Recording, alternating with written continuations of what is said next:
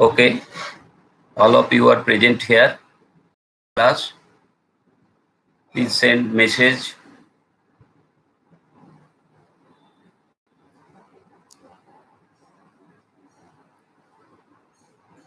Please send your message through text for your attendance. Okay, okay, one of you are present. Please send your message through text. Okay, two of you. Okay, okay, okay. Three of you are present. Okay, let us start. Today I shall request you that you all positively take your study material which I have sent through your WhatsApp group, because these study materials today is very much important, because I have no blackboard here or whiteboard here, but there are so many mathematics are to be derived in this class. So I shall request you positively, you will take the study materials which I have sent you. And if it is not possible for a print copy, then I shall request you, you take your mobile by opening this file and use your laptop for viewing this video lecture. Now let us start about the properties of colloids. I have told you in our last class that properties of colloid is very much important, because there are so many industrial principles which depends upon the properties of colloids. Not only that, in medicinal industry, there are so many salts and gels. The polycrol gel, gelusil, alkasol. So there are lots of salts and gels which are being prepared in the medicinal industry, are depends upon the properties of colloids. That's why properties of colloid is important for our discussion. As colloids is the substance like the liquid. So properties of liquid should be the properties of colloid. That's why the colloid properties like, or liquid properties like viscosity, surface tension, density, etc. may be similar to that of the colloid. But remember that in case of lyophobic colloid, which we discussed in our earlier discussion, that lyophobic colloids have dispersed phase of the lyophobic colloids have very much less affinity to its dispersed medium or solvent. That's why they don't have any affinity to its solvent.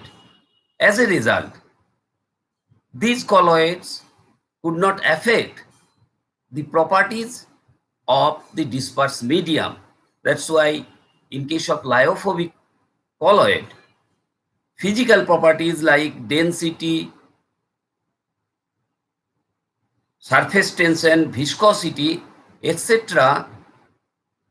will not change the properties of the dispersed medium. While on the other hand, lyophilic colloids, perhaps you know that lyophilic colloids where dispersed phase exhibits very much affinity to the solvent or dispersed medium. That's why it shows an extensive solvation. Due to this solvation, in case of lyophilic colloids, properties of colloids could change the property of the dispersed medium. That's why for such salts, physical properties of lyophilic colloids change the properties of the dispersed medium. That's why in case of lyophilic colloids, dispersed phase change the property of the liquid phase. Just like the viscosity of salts is greater than that of the viscosity of dispersed medium. Similarly, surface tension of the salts is less than the surface tension of the medium. That means in case of lyophilic colloids, physical property could be changed. The physical property of the corresponding medium of the salts. So in case of the properties of physical properties of colloids, lyophobic colloids could not change the properties, physical properties of the dispersed medium, while lyophilic colloid could change the physical properties of the medium because of their extensive solvation. Now, let us try to discussion about the other properties of the salts. Other properties like colligative properties. What is colligative properties? You know, those properties are said to be colligative properties which depends only on the number of particles present in the solution.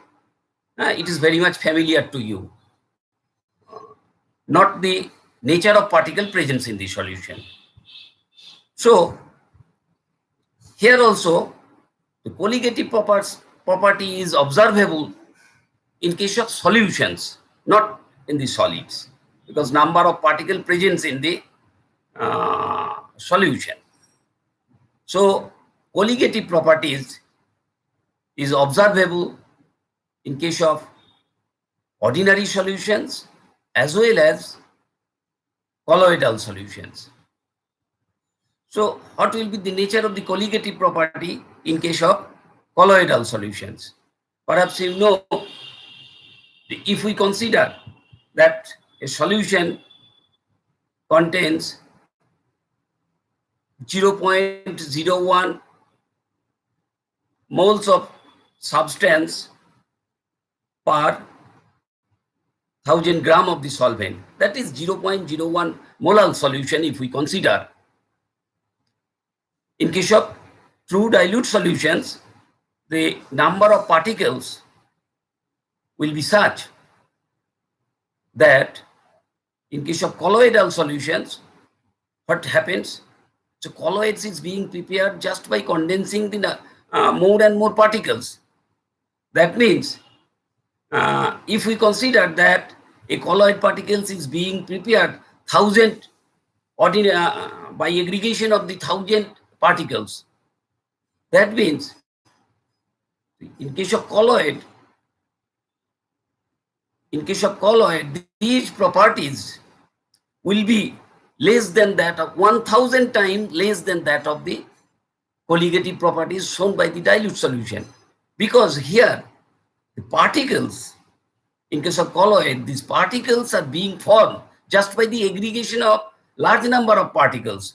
So number of particle present per certain volume of the or certain mass of the solvent will be very much less than that of the number of particle present per certain mass of the solvent. That's why in case of colloidal substance, colligative properties will become very much less than that of the dilute solution. So there is another important property which is known to you, that colligative properties of the colloidal solution will become less than that of the colligative properties of the dilute solution. Why? Because of the number of particles per certain mass of the solvent will be less than that of the true dilute solutions. Let us now discuss the properties of colloid, which is called the optical properties. I have again told you that optical properties of the colloids are very much important because it has very large application in industrial chemistry. So why optical property of colloid is important? Because colloids have the pronounced scattering phenomena. What is scattering phenomena? If a beam of unpolarized light is passed through a medium through vacuum, then what happens? It will travel according to its direction. But if the same unpolarized light is passed through a colloidal solutions which contains the discrete particles, and these particles may interfere with the motion of the light and cause this a portion of its energy is scattering almost in all direction in space. This phenomena is called the Tyndall effect.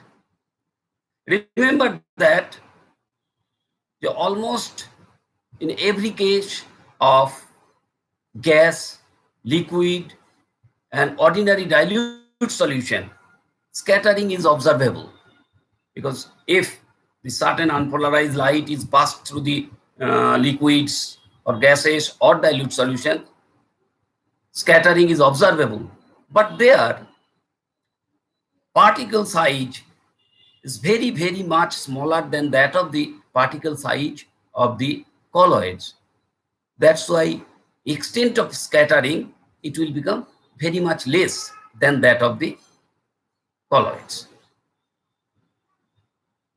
Not only that, the extent of scattering, it depends upon the phenomena which we call the value of M.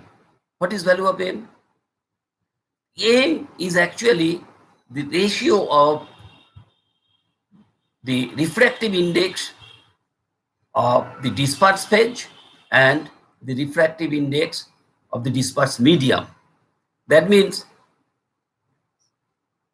extent of scattering in case of colloid, its value depends upon the value of M. What is M? M is the ratio of the refractive index of dispersed phase and refractive index of dispersed medium. That is, for scattering, important thing is the ratio of the refractive indexes of dispersed phase and dispersed medium. But in case of true solutions, as the number of particles are very small, that's why the scattering ability is very poor. For these reasons, these substances are called the weak scatterer. Your gas, liquid, and dilute solution as containing the very small particles. That's why these substances are called the weak scatterer. While in case of colloidal solution, the particle size is very much larger than that of the ordinary dilute solution or ordinary true solution. For this reason, colloids are called the strong scatterer because of their particle size and because of their M values. What is M values? M value is the ratio of the refractive index of the dispersed phase and dispersed media. Let us now consider that if an unpolarized light having intensity I0 Here you must consider your text which you have. Unpolarized light having intensity I0 and wavelength lambda 0 is passed through a colloidal solutions. And if we consider the theta is the angle at which a portion of light is being scattered whose intensity is I theta prime. Then according to the Gustav and me, what is I theta prime? I theta prime is the scattering light,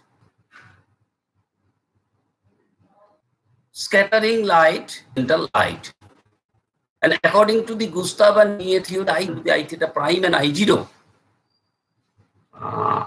And this property of colloid can be obtained just by knowing the value of theta, m, and alpha. Alpha is another property which is called the pi d by lambda m. Here lambda m is not the lambda max. That means maximum wavelength is not. It is actually wavelength of the medium, wavelength of the dispersed medium. How it can be obtained? Wavelength of the dispersed medium can be obtained just by taking the ratio of the lambda 0 by n0. What is lambda 0? Lambda 0 is the wavelength of the incidental light and n0 is the refractive index of the dispersed medium. So just by knowing the wavelength of the incidental light and refractive index of the dispersed medium, you can get the value of alpha. And from the value of alpha, you will get the value of another property, which is called the d. d is actually diameter of the colloidal particles. So three important terms becomes known to us. One is the alpha. Alpha becomes equal to the pi d by lambda max. Sorry, pi d by lambda m. Theta is the scattering angle, and m is the ratio of the refractive index of the dispersed phase and dispersed media. Now there are several methods by which this d value can be obtained. One of the I have given you the two methods. One is the minimum intensity method and another is the transmission method. So in the minimum intensity method, it is a restricted method because it is applicable only to the dispersion colloid. In case of dispersion colloid, not only the dispersion colloid, but also these colloids must have the particle size having diameter of the order of 1800 Armstrong or more. And for this type of colloid, in the observing system, you will get some minima or maxima during the plot of vertical component of the scattering light against the scattering angle. That means I theta, that is the plot of I theta v against theta. What is theta? Theta is the scattering angle. What is scattering angle? When the light is being scattered from the colloids with that of the incidental lights, this angle is called the scattering angle. And vertical component, what is I theta v? I theta v is the vertical component of the scattering light. The scattering light which vertically emitted from the colloids, where with that of the incidental beam is called the I theta v. According to this plot, I theta v against theta, you will get some minimum. And this first minimum obtained in this plot in angle is called the theta 1. Now knowing the value of theta 1, first minimum obtained in the plot of I theta v against theta, a an, an equation, empirical equation have been developed by Gustav and Mie. That empirical equation is, if you follow your text, d by lambda m sine theta 1 by 2. Here theta 1 is the first minimum which is observable in the plot of I theta v against theta. This becomes equal to the 1.062 minus 0.347 m. Now, you see, knowing the value of m, m is ratio of the refractive index of dispersed phase and dispersed media. Theta 1 is the minimum, first minimum observable in the plots of I theta v against theta n0. Lambda 0 is the wavelength of the incidental light, and n0 is the refractive index of the dispersed media. Now, knowing these three values, you will get the value of d, which is called the diameter of the colloidal substance. By applying this, you can get the value of d. So this is the method. There is another method I have given you for discussion, because in your colloid chapter, almost many things here mentioned that you have to be given the qualitative idea only. Before to provide the qualitative idea, I have given you these properties and these observable properties. Now, how can D is obtainable from another method, which is called the transmission method? Let us consider an incidental light having intensity I0 is passed through a colloidal solution contained in a shell, spectrophotometric cell of length L. And due to scattering during the passage of this light, a portion of this light is become reduced, and ultimately intensity of the light becomes I. Then according to the Gustav and Mie theory, the tau becomes equal to the 1 by L ln I0 by I. It is just looking your spectrophotometric Lambert and Beer's law.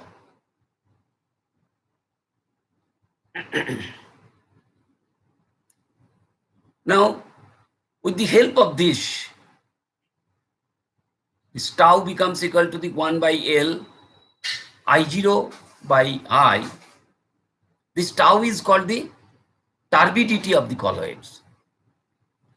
And if we consider C become the concentration of the colloid particles in the colloidal solution, and rho become the density of the colloids, then you can get a relation by which again you can measure the d value of the colloids.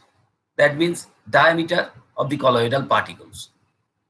Now, empirically, Gustav and Mie given that the expression is 2 rho lambda m by 3 pi tau by c 0 becomes equal to the k star by alpha. This k star is called the consult with the take. You see, spectrum just by taking the 1 by L ln I0 by I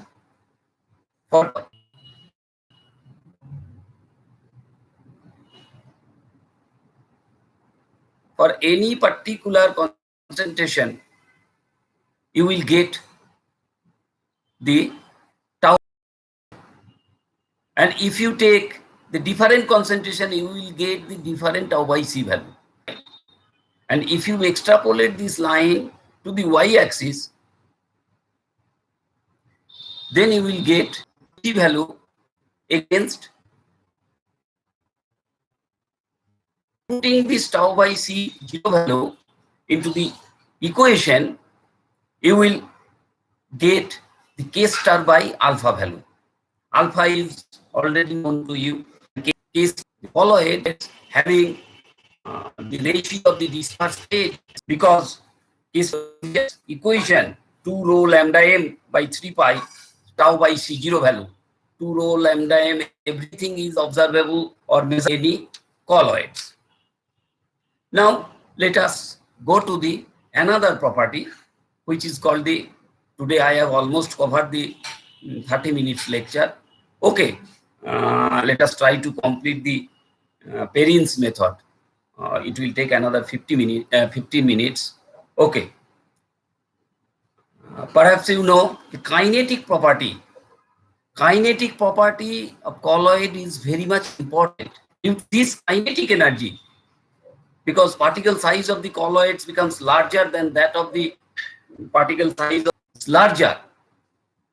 For these reasons, their kinetic activity, motion of the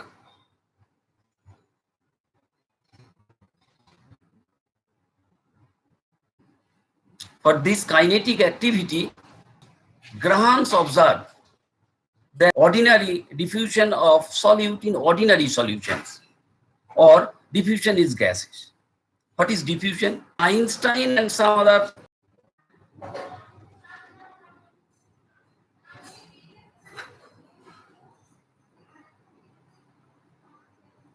now after that Einstein and some other scientists, they said that the diffusion properties, it is possible to derive an expression, the diffusion of colloidal particles.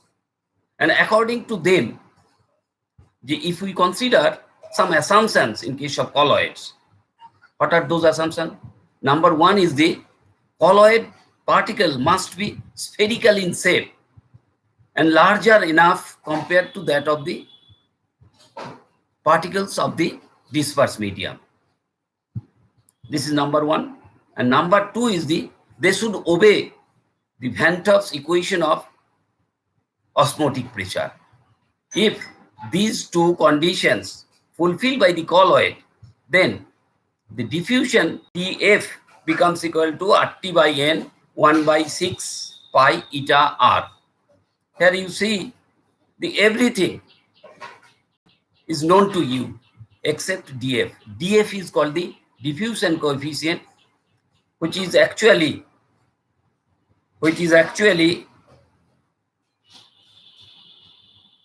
number of moles of diffusing particles per unit area of cross section per unit time under a concentration gradient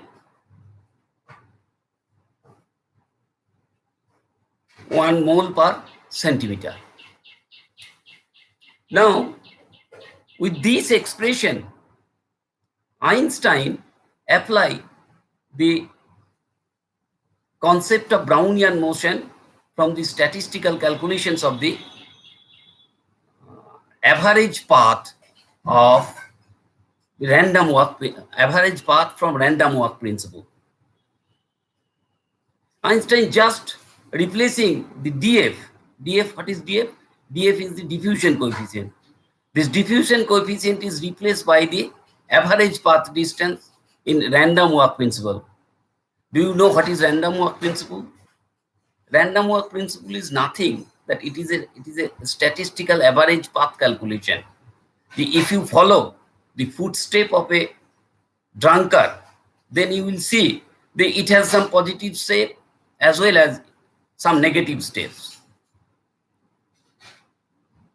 From a particular point, if you observe that there are some positive steps and there are some negative steps, and if you straight away collect these steps and averaging those steps, then you will get the result 0 or maybe negative or maybe positive. That's why you see here df becomes equal to the del square by 2t. Here del square term is appear for that reasons.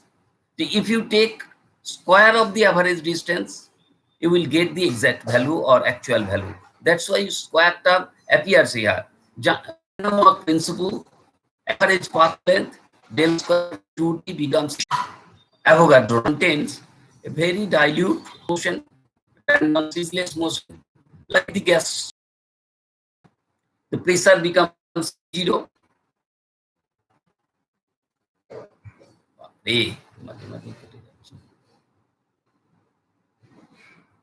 And at if we very small increment of the height becomes equal to the d80, 80 plus d80, so pressure will be the P0 minus dP0. It is familiar to you as height is increased, so pressure will be decreased. That's why the P0 minus dP0. And at a height H0, your thrust will be the sigma rho 0 G H0 at height H0. If we follow the sigma is the cross section of the cylinder, and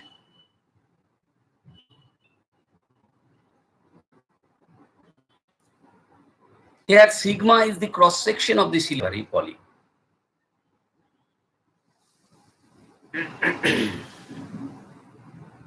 Okay, I am facing the problem. Okay.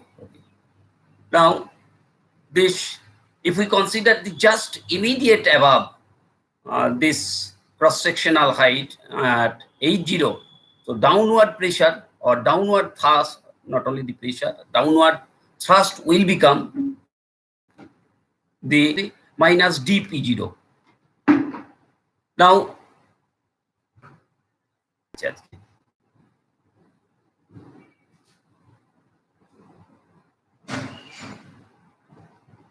Now, if we apply the kinetic principle of kinetic theory, it is not possible to continue this class because connection is very poor.